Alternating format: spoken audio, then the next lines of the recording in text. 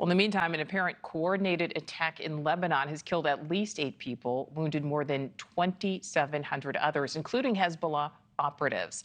In an unprecedented move today, a wave of handheld pager devices exploded over a short period of time, injuring Hezbollah fighters, medics, even Iran's ambassador to Lebanon. Some of those attacks caught on camera. Look at this surveillance video showing the moment a man's bag explodes. This is in a Beirut supermarket.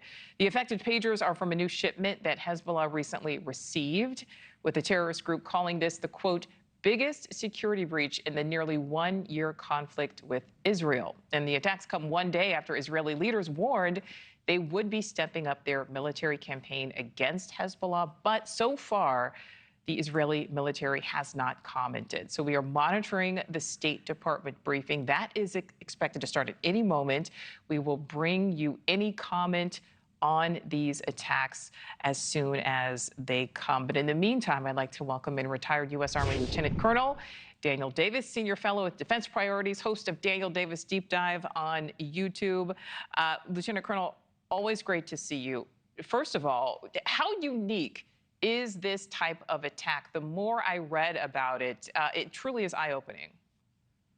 It is incredible. I've got to say, I mean, just from a statecraft kind of perspective, this is something extraordinary. Now, obviously, there's a lot of we don't know right now. There's very little we do know for a fact. But what we do know is I think, illustrative of what probably did happen. I know I saw online some of the people speculating that, well, there could have been some code sent to these pagers that caused the lithium battery to explode.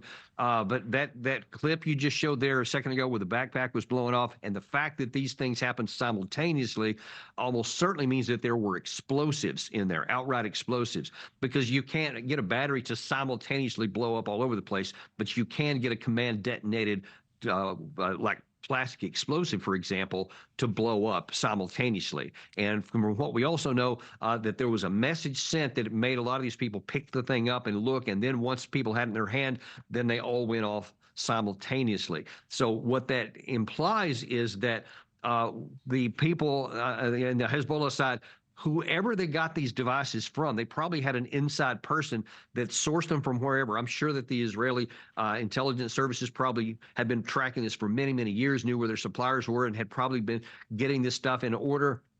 And then all of a sudden, for reasons that make sense to them today, chose now to actually strike those. So it is important. And I'll point out that probably one of the biggest casualties of this situation from the Hezbollah side is that they had just gone away from using cell phones by Nasrallah because they were compromised. So they were now using like that 2000s and 1990s technology, but now then that's also gone. So right now they are blind. They can't communicate between each other. And if Israel launched an attack, the next day or so, it would be a huge problem for them to coordinate actions.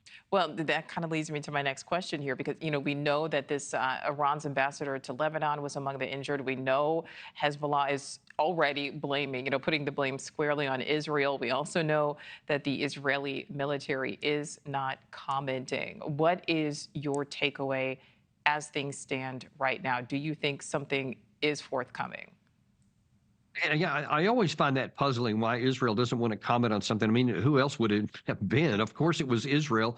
Obviously, it was. I mean, they're in a low-level war already with Hezbollah and are directly threatening on expanding it even further. And, and I think that's the bigger issue here. If Israel moves ahead with this action and actually invades southern Lebanon and tries to push the Hezbollah back to the Litani River, which is about 25 or so miles north of the current border, so that they can bring their people back in, which is what Netanyahu said is now a war goal.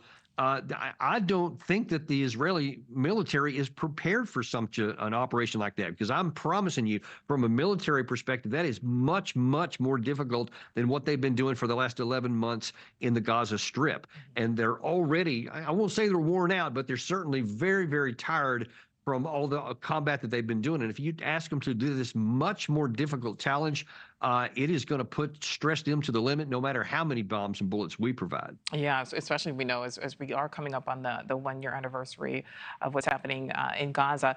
Thanks for watching. Go to joinnn.com to find NewsNation on your screen. And don't forget to click the red subscribe button below to get more of NewsNation's fact-driven, unbiased coverage.